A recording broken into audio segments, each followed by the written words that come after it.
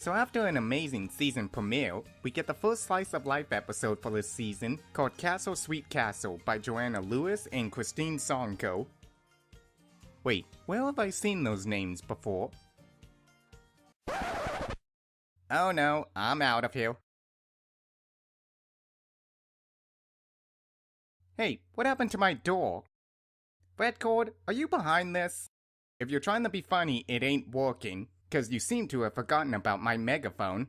I'll just make another door. What? Low battery? Okay, I guess that was pretty funny.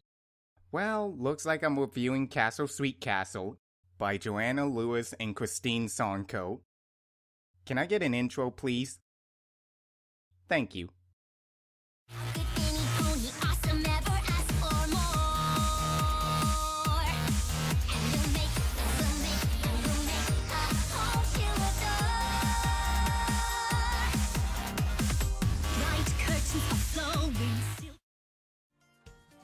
So the episode begins with Twilight helping Fluttershy clean some of her animal friends, but as soon as they finish, Twilight starts showing signs of not wanting to go back to the castle as she tries to make her stay there last as long as possible, whether that means kicking Angel into a mud puddle or dusting off some of Fluttershy's belongings despite Fluttershy never asking her to. Oh, and by the way, this scene with Angel getting kicked into the mud was the funniest scene in the whole episode. Don't know why, but it's always satisfying to see stuff like that happen to him. We later find out that over the past few days, Twilight has been spending a lot of time with her friends and has spent very little time in the castle. Apparently it's because ever since the loss of the Golden Oaks Library, she's been feeling homesick and has been trying everything she could to avoid going back to the castle, because it doesn't feel like home to her. But hey, who could blame her, right? I mean, if I had to live in that expensive playset, I'd start feeling homesick too. Actually, I would just start feeling sick. So the rest of the main six offer to help Twilight feel more at home by fixing up the castle while Spike takes her to the spa for some much needed relaxation. And we are then treated to the second song of the season called Make This Castle a Home, which I have to say was actually not that bad. The song I thought was catchy and really fun to listen to, and while some parts were better than others, I still enjoyed every second of it. So the song ends, and the main five see that all of the things they put in the castle actually made it look worse than how it did before, which I didn't even think was possible. Now, I didn't have any issues with the main five decorating the castle with things that they like instead of with things that Twilight would like, because they quickly realize their mistake and start working together to fix it.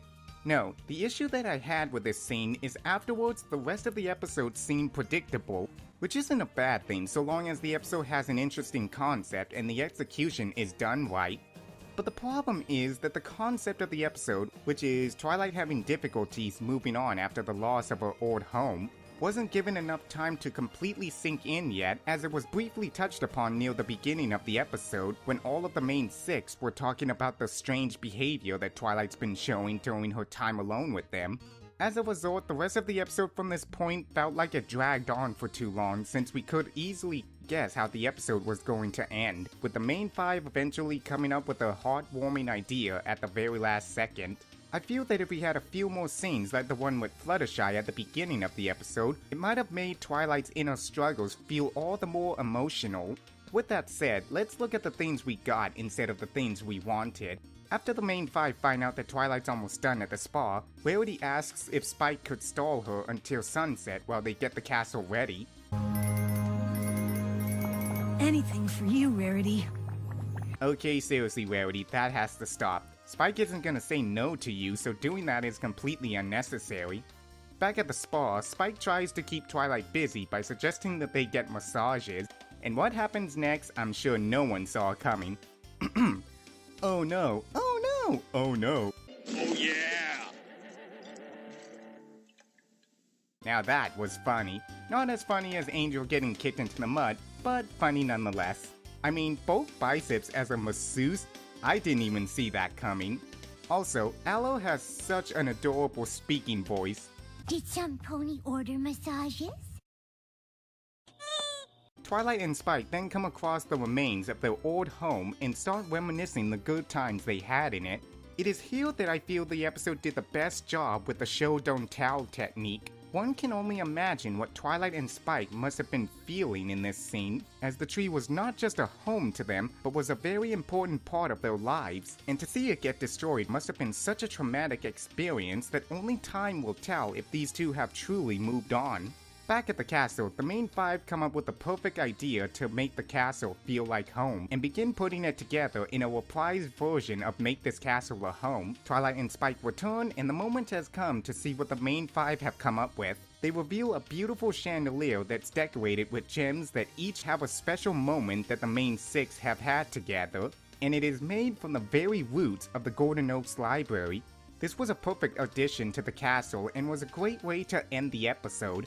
As for my final thoughts, the episode I thought had a great concept but could have been done a little better execution-wise. The song was nice and I could see it making some top 10 lists. Everyone I thought was used perfectly in the episode, even Pinkie Pie. I especially loved how Spike was used in this episode.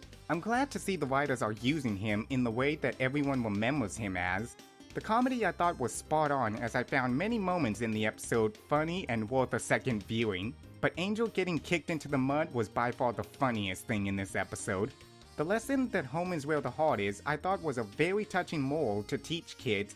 I have to give props to both Joanna Lewis and Christine Sonko. As unappealing as their resumes are, they did make this episode something worth raving about. Until next time, I'm Blue Rave and I'm a raving lunatic. Catch you later. What the? Oh, finally, my door's back. Look here, Record, if you think you can... Huh? Wait a sec, that was you? Oh, you little...